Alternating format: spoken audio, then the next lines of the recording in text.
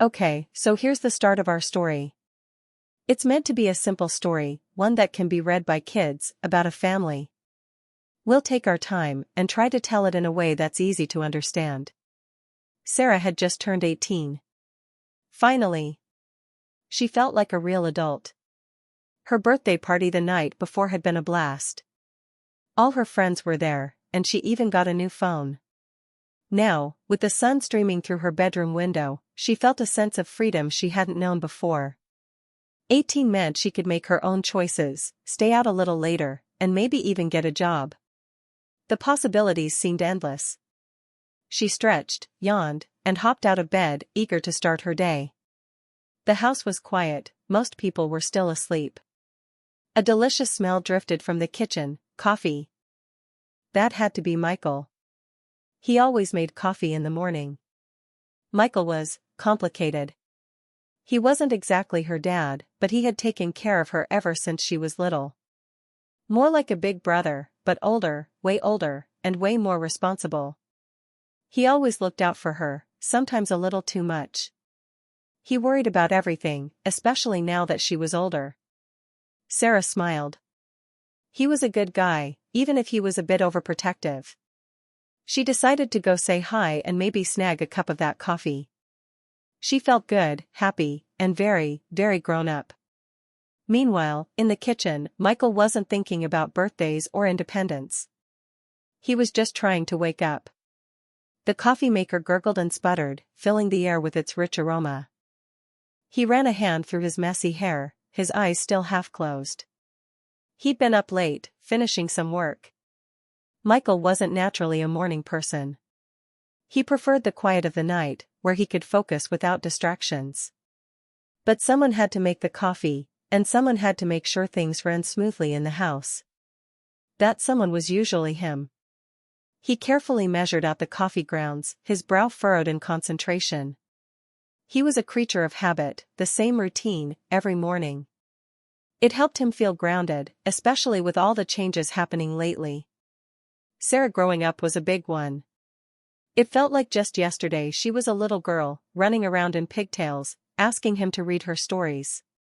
Now, she was a young woman, making her own plans and decisions. He sighed softly. He knew he couldn't keep her a little girl forever, but it was hard to let go. He just wanted to protect her, to keep her safe from all the bad things in the world. He knew that wasn't possible, but he could try. He poured the hot coffee into his favorite mug, a chipped ceramic one he'd had since college. He took a sip, the caffeine slowly starting to work its magic. He needed to be alert, he had a feeling today was going to be interesting. He just didn't know how right he was. Just as Michael was taking another sip of his coffee, Sarah walked into the kitchen. She was wearing a simple white tank top, some comfy blue shorts, and her bare feet patted softly against the cool tile floor. She hadn't bothered with a bra, it was just the two of them in the house, and it felt good to be comfortable. She felt carefree and at ease. Sarah wasn't trying to be provocative or show off. She was simply being herself, a young woman enjoying the freedom of a lazy morning. She wasn't thinking about what she was wearing, she was thinking about coffee and maybe some toast. She bounced a little on the balls of her feet, her eyes bright and full of energy. The kitchen suddenly felt smaller. The air seemed to thicken. The scent of coffee, moments ago comforting, now felt sharp and intense. Sarah, oblivious to the shift in atmosphere, grinned at Michael. "Morning," she chirped, her voice full of sunshine. "Coffee smells amazing. Can I have some?" She walked towards him, reaching for a mug in the cupboard. She moved with a natural grace, completely unaware of the effect she was having. To her, this was just another morning, another day. She was just Sarah, and he was just Michael. But for Michael, everything had suddenly changed. The little girl he remembered was gone, replaced by someone different. Michael's throat suddenly felt dry. He swallowed hard, the sound amplified in the now silent kitchen. He felt his cheeks flush, and he quickly looked away, focusing on the intricate pattern of the tiles on the countertop. He busied himself with stirring his coffee, even though it didn't need stirring. Anything to avoid looking at her. It wasn't that he thought Sarah looked bad. It was the opposite, actually. She looked grown up. And seeing her that way, in his kitchen, in his space, felt wrong. He felt a jumble of emotions he couldn't quite understand, protectiveness, confusion, and something else he couldn't name and didn't want to. He cleared his throat again, the sound rough and unnatural. He knew he had to say something, anything, to break the awkward silence. He just wished he knew what to say. He felt like he was walking on eggshells, afraid of saying the wrong thing and ruining everything. He felt a pang of longing for the days when things were simpler, when Sarah was a little girl and he didn't have to worry about these kinds of things. But those days were gone, and he had to figure out how to navigate this new reality. He gripped his mug tighter, his knuckles turning white. He had to say something. Now. The words came out in a rush, almost a mumble, barely audible above the hum of the refrigerator. Still looking at the countertop, at the swirling pattern of the tiles, Michael muttered, "You shouldn't be wearing that around me." He regretted it instantly. The words sounded harsher than he intended, more accusatory than concerned. He didn't mean for it to sound like he was judging her, or like he was attracted to her. That was the last thing he wanted. He just wanted her to be safe, to be careful. The world wasn't always a kind place, and he worried about her, especially now that she was an adult and making her own choices. He didn't want her to misunderstand his intentions. He could feel her eyes on him, even though he wasn't looking at her. He knew she was probably confused, maybe even a little hurt. He wanted to explain, to tell her what he really meant, but the words seemed to get stuck in his throat. He was afraid of making things worse, of saying something that would damage their relationship. He was trapped between his protective instincts and the need to respect her newfound independence. He just wanted to protect her, but he didn't want to stifle her. It was a difficult balance, and he wasn't sure he was getting it right. He braced himself for her reaction, his heart pounding in his chest. He knew this conversation was going to be difficult, no matter what he said. Sarah tilted her head, a slow, deliberate movement. She wasn't angry, not yet. But she was definitely curious. Michael's words hung in the air, thick and heavy. She considered the different ways to interpret them. Was he saying she looked bad? Was he embarrassed by her? Or was it something else entirely? A playful smirk tugged at the corner of her lips. Maybe, just maybe, he was a little flustered. The thought amused her. Michael, usually so calm and collected, thrown off balance by her? She decided to tease him a little. Why not? She asked, her voice light and teasing. She stepped closer to him, closing the distance between them. I'm 18 now. She emphasized the word 18, drawing it out slightly. It was a challenge, a gentle push to see how he would react. She knew he cared about her, but she also knew he sometimes struggled to express his feelings. This was her way of trying to understand what was going on in his head. She wasn't trying to be disrespectful or hurtful. She just wanted to break through the awkwardness and get to the heart of the matter. She wanted to know what he was really thinking, what he was really feeling. And she had a feeling that his answer, or lack thereof, would tell her everything she needed to know. She waited, her eyes fixed on his face, her smirk still playing on her lips. The silence stretched between them, thick with unspoken words. Michael didn't answer. He couldn't. The words were there, swirling in his head, a jumbled mess of concern, protectiveness, and a strange, unfamiliar feeling he didn't want to acknowledge. But he couldn't bring himself to say them. He didn't know how to explain what he was feeling without sounding like a crazy person. Instead, his mind flashed back. He saw Sarah as a little girl, no older than 5, wearing a princess dress and chasing butterflies in the backyard. He remembered teaching her how to ride a bike, holding onto the seat as she wobbled and laughed. He remembered reading her bedtime stories, making silly voices for the characters. He remembered all the scraped knees, the tearful tantrums, the comforting hugs. That little girl was gone, replaced by the confident young woman standing in front of him. But in his mind, he could still see her, that sweet, innocent child who needed his protection. And he knew, deep down, that he would always feel that way about her, no matter how old she got. He saw not just the woman she was becoming, but also the vulnerability that still remained. The world could be a harsh place, and he knew she wasn't fully prepared for it yet. His silence wasn't about attraction or embarrassment, it was about fear. Fear for her safety, fear for her future, and fear of losing the connection they had always shared.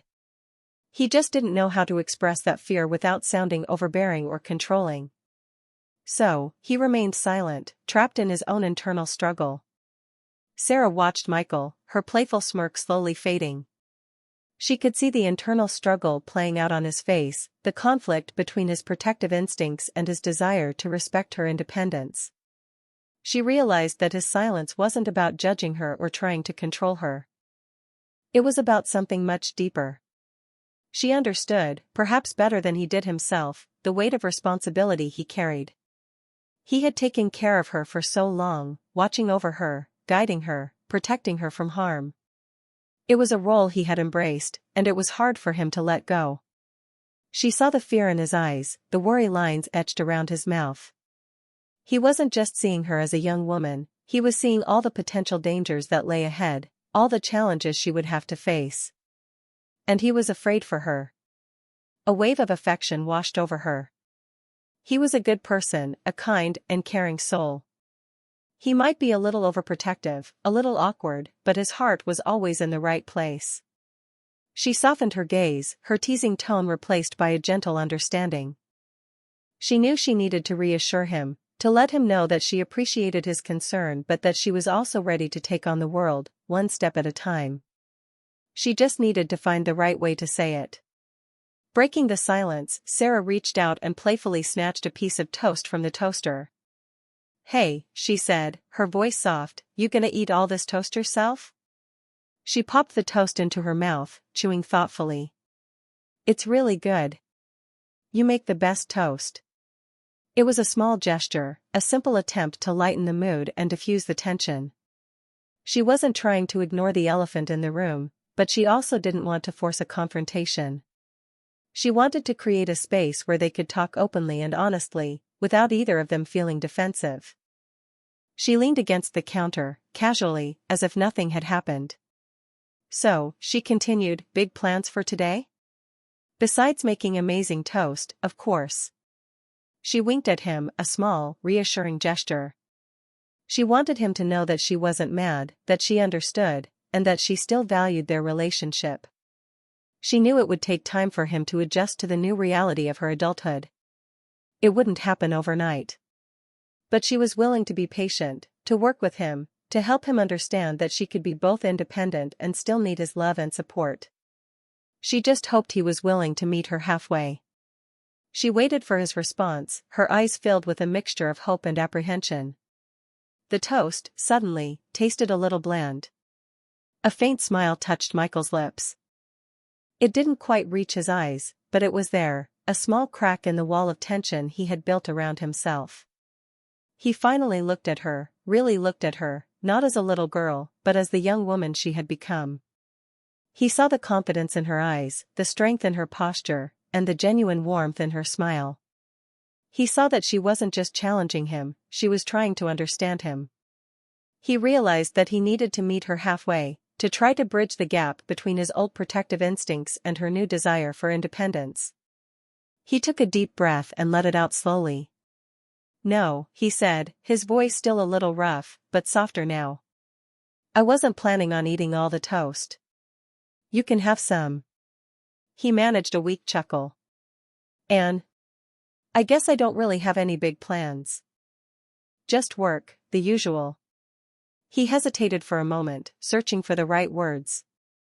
"Look, Sarah," he began, I just worry about you.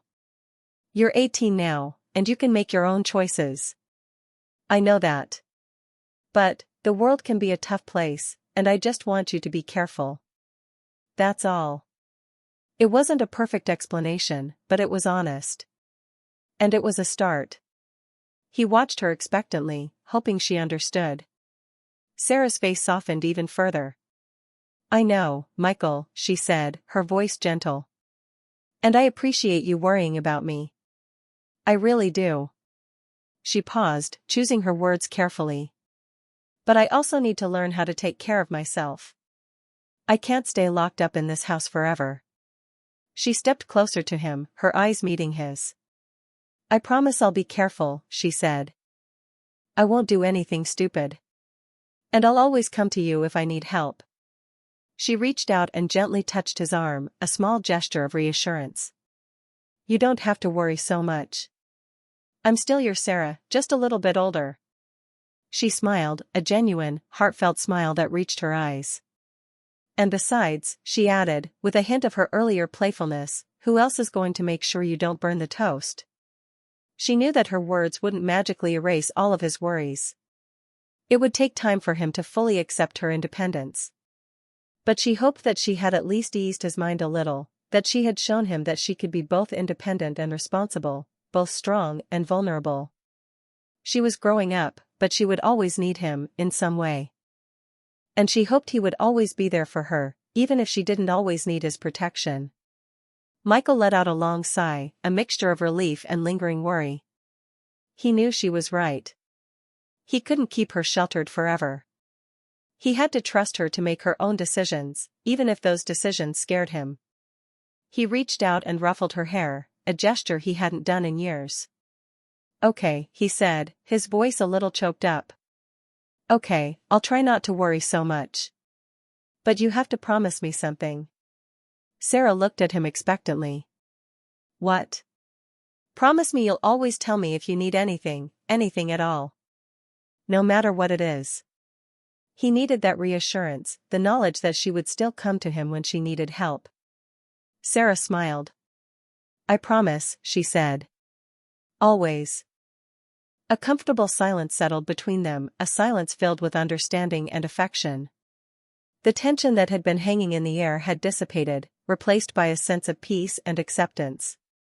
They had navigated a difficult conversation and emerged stronger on the other side. They understood each other a little better now, and their bond felt even deeper. They shared a small, genuine smile. Maybe this growing up thing wouldn't be so bad after all. They could figure it out together. So, Sarah said, pushing herself off the counter, I'm gonna go get dressed. Maybe go see what Chloe's up to. She paused at the doorway, turning back to face Michael. Thanks, for the coffee. And the toast. She gave him a quick, playful wink. And try not to burn anything while I'm gone, she added with a grin. Michael chuckled, a genuine laugh this time. I'll do my best, he said. But no promises. Sarah smiled and shook her head, a small, affectionate gesture. She turned and walked out of the kitchen, leaving Michael alone with his coffee and his thoughts. As she walked down the hallway, she felt a sense of lightness and optimism. The conversation with Michael hadn't been easy, but it had been necessary. They had cleared the air, expressed their feelings, and reaffirmed their bond. She knew that their relationship would continue to evolve, but she was confident that they could navigate whatever challenges lay ahead.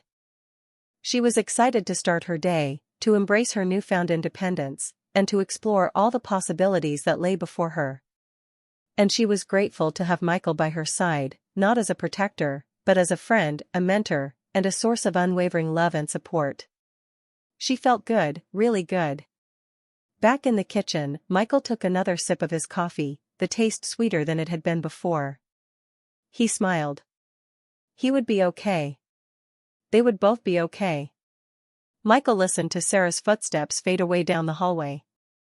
He turned and looked towards the doorway, a soft smile playing on his lips. He felt a surge of pride, watching her grow into such a strong, independent young woman. He knew she was ready to take on the world. But beneath the pride, there was still a flicker of worry. He knew that life wouldn't always be easy for her. There would be challenges, setbacks, and disappointments. And he wouldn't always be there to protect her. He sighed softly and shook his head. He had to let her go, to let her learn and grow on her own. He had to trust that she would make the right choices, even if those choices weren't the ones he would have made. He finished his coffee, the last sip warm and comforting. He rinsed his mug and placed it in the dishwasher. He had a lot of work to do, and he needed to focus.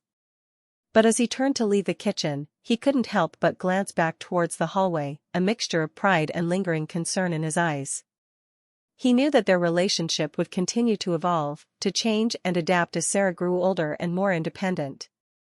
But he also knew that their bond would always remain strong, a source of unwavering love and support. And that, he realized, was all that really mattered. He smiled to himself. He looked out the window and saw that the sun was shining. It was going to be a good day. Family relationships are like the seasons. They change and evolve over time. Sometimes they are warm and sunny, filled with laughter and joy. Other times they are stormy and challenging, filled with difficult conversations and uncomfortable truths. But through it all, the most important thing is love and support. Michael and Sarah's relationship was changing, just like the leaves on a tree turning from green to gold.